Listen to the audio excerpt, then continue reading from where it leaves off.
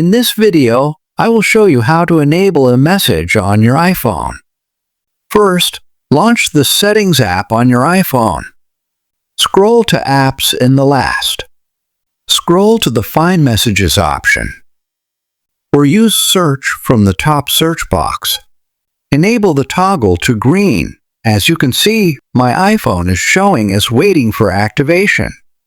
This means your carrier is sending a message requesting that the Apple server activate iMessage. If you can't enable it and are stuck on this screen, contact your carrier. Your carrier doesn't provide free iMessage service.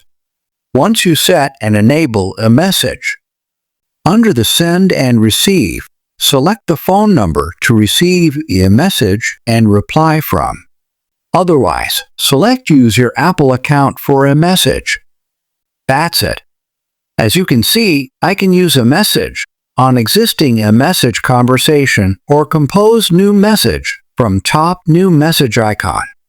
Start sending photos, videos, scheduled text message, and more. Watch my separate video is given in the video description and top I button. I hope you found this video helpful. Don't miss to like, share, and subscribe for new free tech guide videos.